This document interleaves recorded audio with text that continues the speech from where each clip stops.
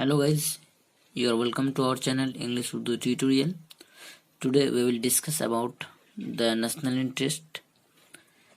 आज हम लोग क्लास 12 के पॉलिटिकल साइंस के फर्स्ट चैप्टर नेशनल इंटरेस्ट के बारे में पढ़ेंगे कि what is national interest, what are the types of national interest and what are the objective of national interest. Urdu में जिसको कहते हैं कौमी मुफाद क्या है, ये कितनी किस्मों का है और इसके अगराज व मकासिद को बयान करो.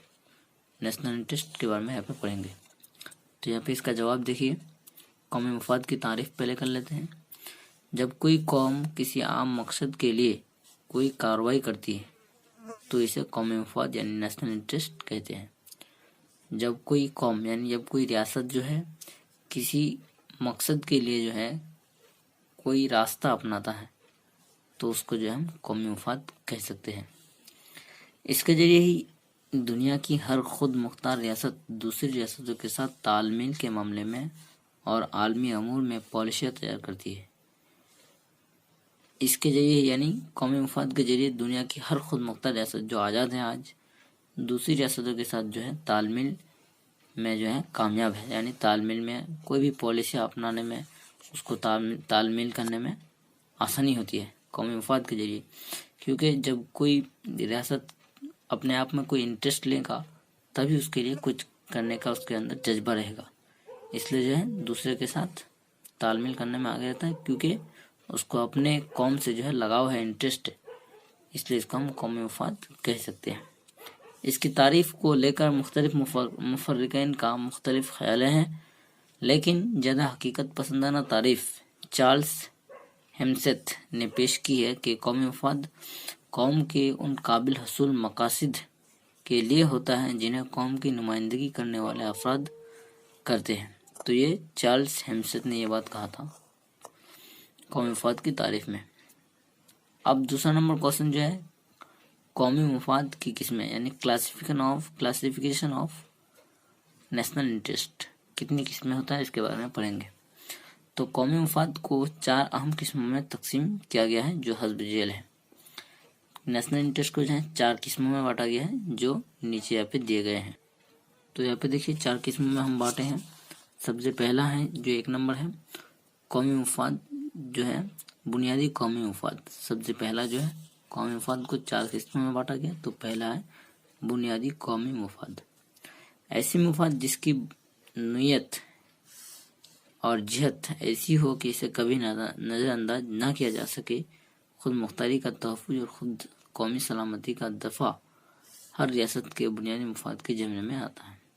यानी वो नेशनल इंटरेस्ट है जिसके नोयत को और जिहत को ऐसी हो कि इसे कभी नज़रअंदाज नहीं किया जा सके. यानी इसके लिए जो है हमेशा रियासत तैयार रहता है इस मुफाद के लिए, इस फ़ायदों के लिए. नंबर 2 यहाँ पे पढ़ते हैं मुस्तकिल कौमी मुफाद. हर रियासत का ये अज़्म होता है कि वो अपने नज़्बुल ऐन को और मकासिद को हासिल करे. इनका हसूल मुस्तकिल मुफाद होता है. इसके बाद नंबर 3 सानवी कौमी मुफाद. वह कौमी मुफाद जो बुनियादी कौमी मुफाद में शामिल हो इसे सानवी कौमी मुफाद कहते हैं. वह नेशनल इंटरेस्ट जो बुनियादी कौमी मुफाद में यानी पहला वाले कौमी मुफाद में शामिल होता है तो उसको जो है हम सानवी कौमी मुफाद नेशनल इंटरेस्ट कहते हैं.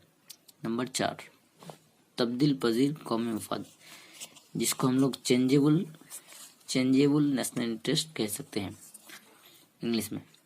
तो चंद ऐसे कौमी मुफाद जो मुकर्रर या मुस्तकिल नहीं होते हैं. जो मुस्तकिल नहीं होता है यानी उसको बार बार बदल जाता है. वह वक्त, ज़रूरत और आलमी सियासत में तब्दीली के साथ बदलते रहते हैं. ऐसे कौमी मुफाद को तब्दील पजीर कौमी मुफाद कहते हैं. तो जो वक्त, ज़रूरत और आलमी सियासत में तब्दीली के साथ जो कौमी मुफाद बदलते रहते हैं उसको हम तब्दील पजीर कौमी मुफाद कहते हैं. इसके बाद हम पढ़ेंगे कौमी मुफाद के जो अगराज व मकासिद थे उसके बारे में पढ़ेंगे. कौमी मुफाद के अगराज व मकासिद यानी इसका क्या ऑब्जेक्टिव था. ऑब्जेक्टिव है यहाँ पे पढ़ते हैं 1 नंबर देखिए.